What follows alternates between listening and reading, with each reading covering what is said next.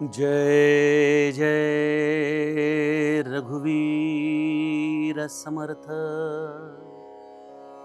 अविद्या गुणे मानवा उमजेना,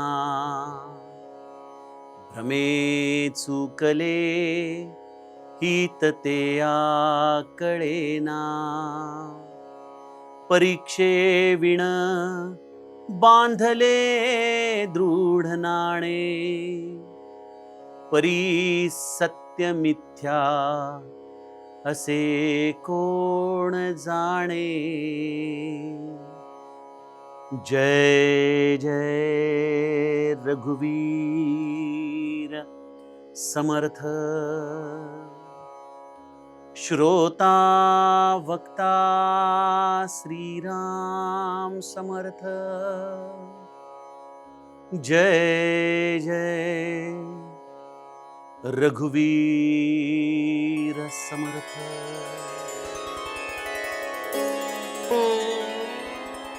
श्रीराम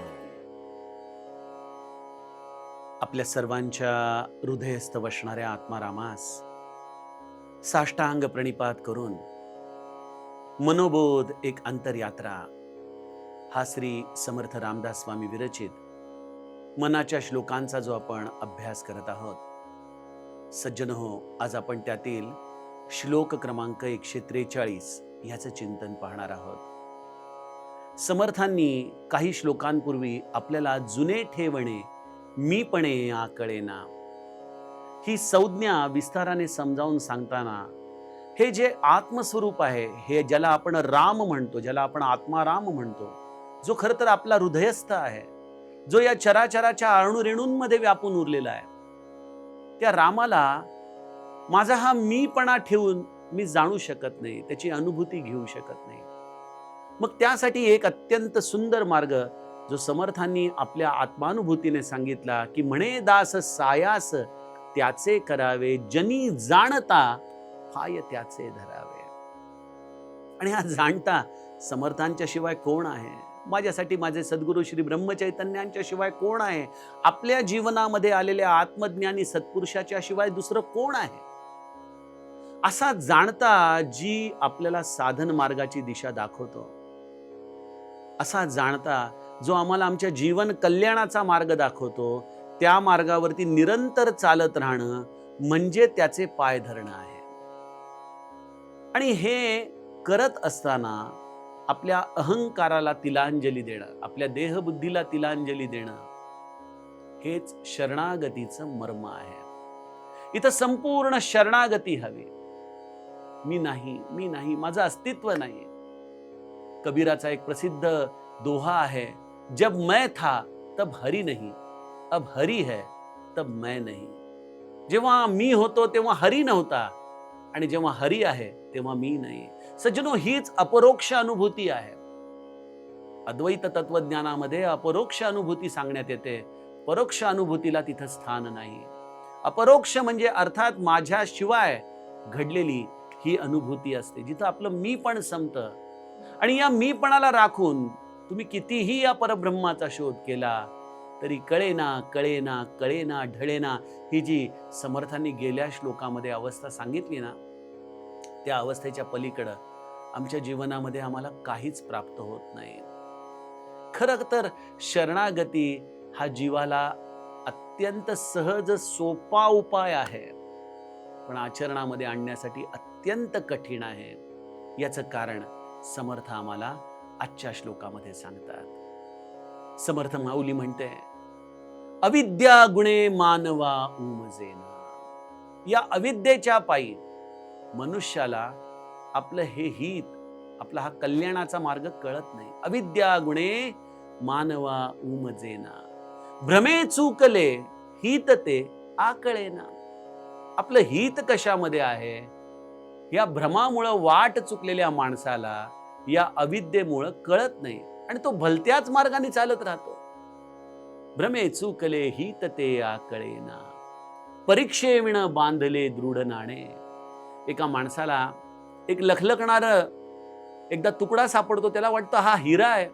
तो आपल्या स्वतःच्या मनाची समजूत करून घेतो की तो हिरा आहे आणि म्हणून तो आपल्या कमरेला तो घट्ट बांधून ठेवतो की वेळ प्रसंगी याचा आपल्याला उपयोग होईल.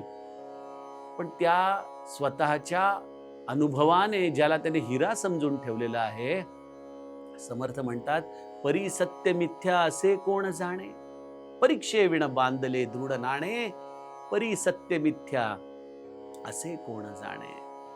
खरोखर तो खरंच हिरा आहे की नाही हे कोणाला माहिती आहे? ते खरंच सत्य आहे का मिथ्या आहे हे परीक्षेशिवाय तर कळू शकत नाही. पण मनुष्याने मात्र त्याला आपल्या आतमध्ये काखोटीला बांधून ठेवलंय की हे खरं आहे. हे कसला लक्षण सांगतायत समर्थ? या दृश्यरूपी गोष्टींना आम्ही सत्य मानलं आमच्या भूमिकेतून. आम्हाला वाटलं की हेच मौल्यवान आहे आणि ते आम्ही आमच्या काखोटीला बांधण्यामध्ये आयुष्य खर्च केलं. पण जेव्हा परीक्षेची वेळ आली, जेव्हा मृत्यूची वेळ आली, त्यावेळेला याच्यापैकी काहीच उपयोगाला आलं नाही. हा सगळा मांडलेला खेळ इथंच टाकून निघून जावं लागलं. आणि खरं तर जे करायला पाहिजे होतं ते आम्ही केलंच नाही. अविद्या गुणे मानवा उमजेना, भ्रमे चुकले हित ते आकळेना. खरोखर अत्यंत चिंतनीय असा हा श्लोक समर्थ माऊली आम्हाला सांगते. सज्जनो, एक साधा प्रश्न घ्या. शरणागती मी तुम्हाला म्हटलं की अत्यंत सहज स्थिती आहे, पण ही सहज स्थिती आपल्या जीवनामध्ये येणं हे अत्यंत अवघड आहे. मला आमच्या गोंदवल्याचे माजी विश्वस्त पूज्य बापूसाहेब दामले, कैलासवासी बापूसाहेब दामले यांची आठवण येते. ते एकदा मला बोलताना म्हणाले होते की शरणागती खरं तर सोपी आहे. चेंडू जर हवेमध्ये उडवला तर तो खाली जाण्यासाठी त्याला काही कष्ट पडतात का? तो खाली जायलाच हवा, कारण की त्यावरती गुरुत्वाकर्षण काम करतं, होय की नाही? हा, म्हणजे जर चेंडू वरती फेकला आणि तो वरती वरतीच जात राहिला तर यामध्ये काहीतरी आश्चर्य म्हटलं पाहिजे. सज्जनो, त्याप्रमाणे एकदा साधक लवलीन झाला, नमस्कार झाला, आपल्या गुरुला त्याने येऊन साष्टांग दंडवत घातला, तर तो लवलीनच होत गेला पाहिजे, झुकतच गेला पाहिजे, वाकतच गेला पाहिजे. हीच त्याची सहज स्थिती आहे. पण या नमस्काराचा अहंकार होऊन जर त्याची अहंता वाढू लागली तर हे काहीतरी विचित्र आहे. बरोबर. एखादी नदी सागराला जाऊन मिळणं हा तिचा स्वभाव आहे, हे नैसर्गिक आहे, हे स्वाभाविक आहे. पण जर नदी सागराच्या जवळ जाऊन अट्टहास करून तिथंच थांबून राहिली तर हे काहीतरी विचित्र आहे. तसं सज्जनो, जीवनामध्ये शरणागती हा स्वाभाविक आमच्या जीवनाचा टप्पा असला पाहिजे. याच्यामध्ये कुठल्याही प्रकारच्या बाध्यतेचं कारणच नाही. पण जसं एखादा झरा आपण बघतो की तो नदीपर्यंत येण्याच्या आधीच कुठेतरी आटून जातो, त्याच्यामध्ये तेवढी ताकदच राहत नाही, तो आपली दिशाच बदलून टाकतो. त्याला असं वाटतं की तिकडं वाहणं चुकीचं आहे आणि तो त्या नदीमध्ये न गेल्यामुळं ती नदी त्याला समुद्रापर्यंत नेऊ शकत नाही. हे जसं उदाहरण आपण निसर्गामध्ये बघतो ना, तसं सज्जनो, या जन्मामध्ये आल्यानंतर एखाद्या झऱ्याप्रमाणे चैतन्यमय आयुष्य मिळाल्यानंतर आम्ही सद्गुरूच्या आज्ञेच्या आधाराने या सागराशी एकरूप झालं पाहिजे. पण आम्ही अट्टहासाने आमची दिशाच बदलून टाकतो. आम्हाला वाटतं अरे हे काही खरं नाही, हे परमार्थ वगैरे नंतर बघूयात. खरं तर या जन्मामध्ये आल्यानंतर पैसा अडका मिळवणं, भोग घेणं, विषय सुख घेणं, प्रपंच भोगणं, यासाठी आम्हाला हा जन्म मिळालेला आहे. आणि हेच आमच्यावरती लहानपणापासून संस्कार केले जातात. बघा, आपल्याकडं जन्माला आलेल्या मुलाला त्याचे वडील काही दिवसामध्ये मनामध्ये ठरवू लागतात की ह्याला चांगला डॉक्टर करावं, ह्याला चांगलं इंजिनियर करावं. कोणी असं म्हणतं का की ह्याला आत्मज्ञान प्राप्त होईल असं काहीतरी शिकवावं? समाजामध्ये ती व्यवस्थाच नाही. शालेय शिक्षणामध्ये ती व्यवस्था नाही. गुरुकुल पद्धतीमध्ये देखील आता ती व्यवस्था राहिलेली नाही. आणि गुरुकुल राहिले तरी कुठं आता? सगळ्यांना कॉन्व्हेंट स्कूलमध्ये जायचंय, इंग्लिश मीडियम मध्ये शिकायचंय. मुलाला इंग्लिश बोलता आलं तरच त्याला खऱ्या अर्थाने समाजामध्ये प्रतिष्ठा मिळेल. किती आम्ही प्रतिष्ठेचे अज्ञानाने स्वतःच निकष लावून ठेवले. तो एखादा मनुष्य श्रीमंत असला आणि जर तो सायकलवर फिरायला लागला तर त्याच्या सायकलिंगचं आपण कौतुक करतो. पण तोच एखादा गरीब मनुष्य सायकलवर कामाला जात असेल, अरे अरे गरीब आहे ना, सायकलवर जातो, म्हणजे सायकल चालवण्याची एकच अवस्था आहे दोघांची. पण एका सायकलिंगचं कौतुक आहे कारण तो श्रीमंत आहे, आणि एका सायकलिंगचं आम्ही एक प्रकारे चेष्टा करतो कारण तो गरीब आहे. ही अविद्या नाही तर काय आहे? काय आम्ही हे सगळे आमच्या जीवनामध्ये कसे निकष बनवून ठेवलेले आहेत. आणि सो कॉल्ड आम्ही स्वतःला ग्रॅज्युएट समजतो, इंटेलेक्च्युअल समजतो, एज्युकेटेड समजतो, आणि आम्ही आमच्या या अशा भ्रामक संकल्पना जीवनाच्या मांडून ठेवल्या आहेत. आणि जन्माला येणाऱ्या प्रत्येक जीवाला देखील आम्ही याच संकल्पनांनी चालण्यासाठी भाग पाडतो. ही समाज व्यवस्था अशी आहे ना, की या समाज व्यवस्थेमध्ये तुम्हाला स्वातंत्र्य नाही. मध्यंतरी आम्ही कुठल्या तरी वेद पाठशाळेमध्ये गेलो होतो. तिथले गुरुजी सांगत होते, दादा, की या वेद पाठशाळेमध्ये आता येणाऱ्या मुलांची संख्या रोडावायला लागली. याचं कारण असं आहे की ह्यांना वेद पाठशाळेमध्ये 12-12 वर्ष पाठांतर केल्यानंतर सगळ्यात मोठी अडचण येते ती म्हणजे विवाहाची. कोणीही घरातली मुलगी एका पुजाऱ्याची बायको म्हणून यायला तयारच होत नाही. का? कारण ते भिक्षुकी करतात. अरे भिक्षुकी करतात, पण तुम्ही कधी एखाद्या वेदपाठ शाळेमध्ये ज्याने घनपाठी किंवा ज्याने वेदाध्ययन केलेलं आहे अशा माणसाचा आयक्यू चेक केलाय? मला तर निश्चित खात्री आहे की जे IIT किंवा JEE एक्झामला जो बौद्ध्यांक लागतो ना, तो बौद्ध्यांक या वेद पाठशाळेमध्ये घनपाठी लोकांना लागतो. अहो, किती प्रचंड अभ्यास केल्यानंतर ते वेदाध्ययन होतं. परंतु मनुष्याने आपली एक भ्रामक संकल्पना बनवून ठेवली की पुजारी आहेत, भिक्षुकी आहेत, आम्हाला यांच्याशी संबंध करायचा नाही, आम्हाला सोयरीक ठेवायची नाही. मनुष्य या सगळ्या स्वतःच्या अशा भ्रामक कल्पनांमध्ये स्टँडर्ड सेट करतो स्वतःचे.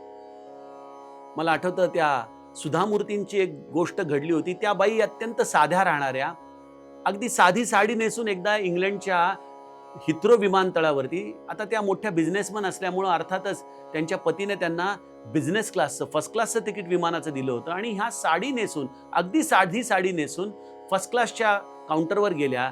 तर तिथली एअर हॉस्टेस त्यांच्याकडे कुत्सितपणे बघून म्हणायला लागली की मॅडम, तुम्हाला सेकंड क्लासमध्ये जायचंय, हा फर्स्ट क्लासचा दरवाजा आहे. ती म्हणाली, माझं तर ह्याच गेट पास आहे. ती बाई म्हणाली, काहीतरी चुकतंय तुमचं एअर हॉस्टेस. मग तिने पुन्हा एकदा बघितलं आणि तिने डोळे चोळून बघितलं की अरे, हा असा अवतार आणि हिच्याकडे फर्स्ट क्लासचं तिकीट कसं काय?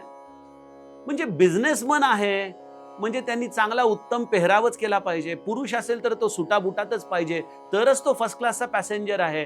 हा भ्रामक संकल्पना आली कुठून? अविद्या गुणे मानवा उमजेना. खरोखर मनुष्यानेही आपलेच असे काही स्टँडर्ड सेट करून ठेवलेले आहेत की त्या संकल्पनेमधून तो बाहेरच यायला तयारच नाही. आणि यामुळं त्याला हा परमार्थ, या सगळ्या गोष्टी एक प्रकारे नकोशा वाटतात. किंवा म्हातारपणी जेव्हा काहीच करायला राहत नाही, किंवा जेव्हा घरच्या मुलांना सुनांना डोईजड वाटतो, तेव्हा म्हणतात, जा बाबा कुठेतरी 4-5 दिवस कुठल्या कथेला जाऊन बसा, कुठल्या तरी सत्संगाला जाऊन बसा, घरामध्ये थांबू नका, आम्हाला थोडी मोकळीक द्या. आणि हे त्यांच्या कर्माचीच फळ त्यांना मिळाली आहेत. कारण आयुष्यभर काही साधन केलं नाही, आयुष्यभर मुलं मुलं, संसार संसार, पैसा पैसा करत करत हे सगळं त्यांनी जमवलं.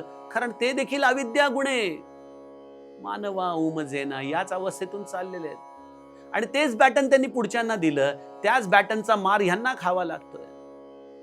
भ्रमे चूकले हित ते आकळेना. खरोखर आम्हाला काय या मनुष्य जन्माची. बघा, माझ्या समर्थांनी त्यामुळं ना सद्विद्य निरूपण आणि सुविद्य निरूपण या दोन गोष्टी वेगळ्या सांगितल्या. आम्ही सुविद्य आहोत, ग्रॅज्युएट आहोत, पोस्ट ग्रॅज्युएट आहोत, डॉक्टरेट आहोत, सगळं आहोत, सुविद्य आहोत, पण सद्विद्य आहोत का? नाही. सद्विद्या ही वेगळी गोष्ट आहे. रामचरित मानसमध्ये अरण्यकांडात रामाने मायेची 2 तोंड लक्ष्मणाला समजावून सांगितली. एक विद्यारूपी माया आहे आणि एक अविद्यारूपी माया आहे. या अविद्यारूपी मायेच्या आधाराने जीव वाहवत जातो या प्रपंचामध्ये, या दृश्य जगामध्ये, या भ्रामक संकल्पनांमध्ये, आणि त्याला सत्य मानून बसतो. ही अविद्यारूपी मायेची शक्ती त्याला खाली खाली खाली घेऊन जाते. पण त्यामुळे माया वाईट नाही. या मायेला दुसरं अंग आहे विद्यारूपी, जी आम्हाला या ऊर्ध्वमूलम अधःशाखम अशा पद्धतीने या मायेच्या उद्गम बिंदूकडे जाण्यासाठी शक्ती देते. बघा, यापैकी सोपं काय आहे? मी गमतीने म्हणतो की एखाद्या गिर्यारोहकाला एखादं शिखर चढण्यासाठी कष्ट घ्यावे लागतात का शिखरावरून खाली उडी मारण्यासाठी कष्ट जास्त घ्यावे लागतात? खाली पडणं फार सोपं आहे हो, लगेच मनुष्य खाली पडू शकतो. पण तेवढं वरती जाण्यासाठी प्रचंड कष्ट त्याला घ्यावे लागतात. आणि आम्हाला हे कष्ट नको आहेत, आम्हाला हे खाली पडणं सोपं वाटतं. म्हणून आम्ही भ्रमाने या चुकीच्या संकल्पनांना सत्य मानलं, परंतु कुठला गिर्यारोहक खाली पडल्याने त्याचं हित होतं का हो? कपाळ मोक्ष होतो, मृत्यू येतो त्याच्या समोर, त्याला तर वरती जाण्यामध्येच त्याचं हित सामावलेलं आहे. परंतु या भ्रमे चुकले हित ते आकळेना. ही आमची अशी अवस्था आहे. नदीने सागरामध्ये सामावून जाणं हा स्वभाव आहे. उडालेला चेंडू खाली येणं हा त्याचा स्वभाव आहे. गुरुच्या चरणी झुकवलेलं मस्तक संपूर्ण शरणागतीच्या दिशेने नेणं हेच स्वाभाविक आहे. परंतु आमची ही अहंता अशी आहे की आम्ही गुरुच्या चरणी मस्तक निभवण्याचा केवळ अभिनय करतो, कारण आम्हाला पाहिजे या गुरुपासून प्रापंचिक सुख. या प्रपंचालाच आम्ही सत्य मानून बसलो. आम्हाला माहित नाही की हा प्रपंच खरं तर मिथ्या आहे. हे अविद्येमुळे आम्ही त्याला सत्य मानलं. समर्थ एक फार छान उदाहरण देतात की एकदा एक मनुष्य झोपलेला आहे आणि त्या झोपेमध्ये त्याला स्वप्न पडतंय की तो झोपलेला आहे. समजायला देखील अवघड आहे. झोपलेल्या माणसाला स्वप्न पडतंय आणि त्या स्वप्नामध्ये तो झोपलेला आहे असं स्वप्न त्याला पडतंय. म्हणजे परब्रह्माला झोप आली तेव्हा तो जीव झाला. त्या जीवाने स्वप्न बघितलं प्रपंचाचं आणि त्या प्रपंचामध्ये सुख मिळावं हे त्याला पडणारं स्वप्न आहे.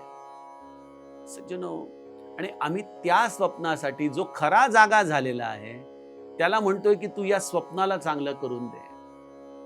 खरं तर हे स्वप्न आहे, हा फुगा आहे. पण परीक्षेविण बांधले दृढ नाणे. आम्ही कुठली परीक्षाच केली नाही, कारण आम्ही तर तो बॅटन घेऊन आलो. अरे चांगला प्रपंच करा, मुलाबाळांना चांगलं शिकवा, काही उगीच देवाधर्माच्या नादाखाली लागून वेळ वाया घालवू नका, कुठल्या सत्संगामध्ये जाऊ नका, आपल्या नोकरी धंद्याकडे लक्ष द्या, पैसा कमवा, एवढी करा आणि आपल्या नातवंडांना द्या. बस हाच आम्हाला अविद्या गुणे मानवा उमजेना, हीच आम्हाला जीवनाची शोकांतिका या सगळ्या समाजाने दिलेली आहे बघा. आणि हे आम्ही डोळे झाकून फॉलो करत आलेलो आहे. डोळे झाकून. कोणी असा विचार केला नाही की अरे हेच जीवन आहे, याला जीवन म्हणायचं, याच्यासाठी जगायचं. कोणीतरी परीक्षा घ्यावी याची की या सगळ्यापैकी, ठीक आहे हे करायला पाहिजे मान्य आहे, पण या सगळ्यापैकी माझं खरं शेवटचं कोण आहे? कोण आहे जो मला या मृत्यूच्या समयी खऱ्या अर्थाने आपलं म्हणेल, मला सद्गती देईल? मी नेहमी गमतीने सांगतो की उद्या जर तुम्हाला दिल्लीला जायला सांगितलं ऑफिसमधून, तर तुमचा पहिला प्रश्न असेल कसा जाऊ, तिथे गेल्यावर कुठं राहू, काय खाऊ, मला गाडी आहे का, असे 4 प्रश्न विचाराल ना तुम्ही. म्हणजे इथून जर तुम्हाला परदेशात जायचं असेल तर तुमच्यासमोर हे स्वाभाविक प्रश्न येतात. मग हा देह सोडून तुम्हाला जेव्हा या देहाला सोडून कुठेतरी पुढे जायचंय तेव्हा हे 4 प्रश्न विचारा ना. मी कुठं जाणार, कुठं राहणार, माझी गती काय राहणार, मला काय भोग मिळणार, हे प्रश्न नाही विचारायचे वाटत? जेव्हा तुम्ही हे प्रश्न विचाराल तेव्हा तुमच्या लक्षात येईल की तुम्ही आत्ता जे काही करत आहात त्यापैकी कदाचित त्या गोष्टींचं भांडवल तुम्हाला त्या गोष्टींसाठी उपयोगाला येणार नाही. म्हणून सत्कर्म योगे वय घालवावे. समर्थांनी आम्हाला सगळ्या गोष्टी सांगून ठेवलेल्या आहेत. तिथं करन्सी बदलावी लागते. जसं अमेरिकेतून इंडियात आला किंवा इंडियातून अमेरिकेत गेला तर इथून तिथं जाताना जरी तुमच्याकडे पैसे असले तरी त्याला डॉलरमध्ये कन्वर्ट करावं लागतं. तिथून इथं आल्यानंतर त्या डॉलरना पुन्हा रुपयात कन्वर्ट करावं लागतं. सज्जनो, इथं सत्कर्म करा, त्या सत्कर्माने पुण्यरूपी पुंजी साठवा आणि त्या पुण्यरूपी पुंजीच्या आधाराने या पुढच्या गतीला तुम्ही प्राप्त करून घ्या. जर तुम्ही इथं केवळ मी आणि माझा प्रपंच एवढ्यापुरतं जीवन जगत राहाल तर तुमच्याकडे पुण्याची पुंजी निश्चित कमी असेल आणि ती पुण्याची पुंजी कमी असेल तर तुमची गती कुठं जाणारच नाही बघा. तुमची गती हलणारच नाही, हे लक्षात घ्या. आणि हे ज्याला कळालं त्याला या अविद्येमधून सुटायचा मार्ग कळाला. सज्जनो, अतिशय सुंदर असं हे मनुष्य जन्माचं दर्शन समर्थ आम्हाला या श्लोकात घडवतात. त्यातील पुढील टप्पा आपण उद्याच्या सत्रामध्ये बघूया. जानकी जीवन स्मरण. जय जय राम.